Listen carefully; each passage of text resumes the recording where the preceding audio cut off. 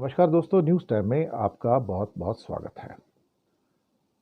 दोस्तों, कल सुबह 11 बजे कैबिनेट कमेटी ऑन सिक्योरिटी की मीटिंग होने जा रही है। बड़ी मीटिंग है मोदी जी के द्वारा। शायद क्या कहते हैं, जिसे कहते हैं लोहा गर्म है तो हथौड़ा मारने का टाइम आ गया है। शायद उसी के कॉन्टेक्स्ट में इसको देखा जाना चाहिए। वहाँ पर सभी बड़े मिनिस्टर होंगे। सिक्योरिटी का मतलब फिर उसमें जयशंकर भी होंगे, राजनाथ सिंह भी होंगे, अजीत डोभाल भी होंगे जो सिक्योरिटी एडवाइज़र हैं, और साथ में सेना के प्रमुख भी हो सकते हैं। यहाँ पर सीडीएस भी हो सकते हैं, कमांड डिफेंस सर्विसेज के चीफ होते हैं, वो भी हो सकते हैं, और तीनों सेनाओं के प्रमुख भी हो सकते हैं। यहाँ पर बहुत इंपॉर्टेंट निर्णय लिए जाएंगे कि क्या करना है, कैसे करना है, क्या स्ट्रैटेजी है, और इसके लिए वॉर रूम की स्थापना वगैरह ये सब चीज़ें होती हैं। प्लस इसमें सबसे महत्वपूर्ण चीज़ होती है कि जो देश के महत्वपूर्ण नेता हैं, जो हर वॉर में होता है, एक प्रोटोकॉल है जो हर बड़े नेता को सुरक्षा प्रदान की जानी चाहिए, क्योंकि ये एक ऐसी वॉर हो सकती है जो न्यूक्लियर वॉर भी हो सकती है। तो वहाँ पर देश के बड़े नेताओं की न्यूक्लियर अटैक के समय किस किस्म की सुरक्षा दी जा सकती है, वो एक अति आवश्यक चीज़ होती है।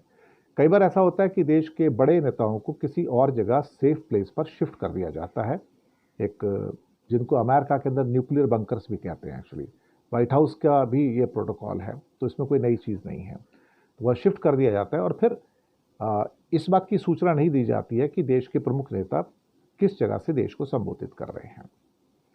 तो ये नॉर्मल प्रोटोकॉल है, इसमें कोई नई बात नहीं है, क्योंकि देश के प्रमुख नेताओं की सुरक्षा ज़रूरी है, क्योंकि अगर प्रमुख नेता को कुछ हो जाता है तो मनोबल भी गिर जाता है।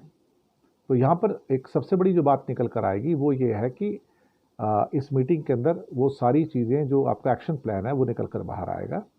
यानी कि अंदर मीटिंग में रहेगा, बताया नहीं जाएगा आपको, थोड़ा बहुत बताया जाएगा, मीटिंग हुई। फिर एक सीसीपीए की मीटिंग होगी, पॉलिटिकल अफेयर्स की मीटिंग होगी, जहाँ राजनीतिक रूप से ये बताया जाएगा कि हम क्या करने जा रहे हैं।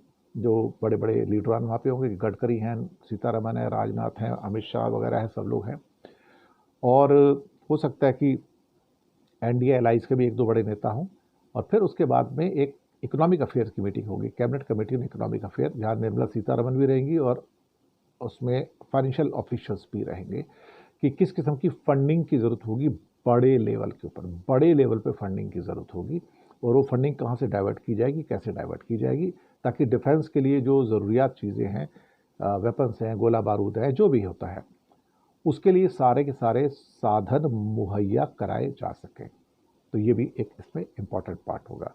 और फिर एक सबसे अंतिम दो पार्ट होंगे कि एक पार्ट ये हो सकता है कि पहले मोदी जी एक्ट करके अटैक करेंगे, बदले जो एक जवाब देंगे, और फिर उसके बाद राष्ट्र को संबोधित करेंगे। और एक ये भी हो सकता है कि पहले राष्ट्र को संबोधित करें और फिर अटैक करें, लेकिन इसकी संभावना कम लगती है, क्योंकि अगर पहले संबोधित करेंगे तो इसका मतलब ये हुआ कि फिर उनको भनक लग जाती है। तो इससे पहले कई बार ऐसा होता है कि पहले अटैक हो जाता है, फर्स्ट अटैक हो जाता है, फिर राष्ट्र को संबोधन किया जाता है, तो उससे दुश्मन को संभलने का मौका नहीं मिलता है।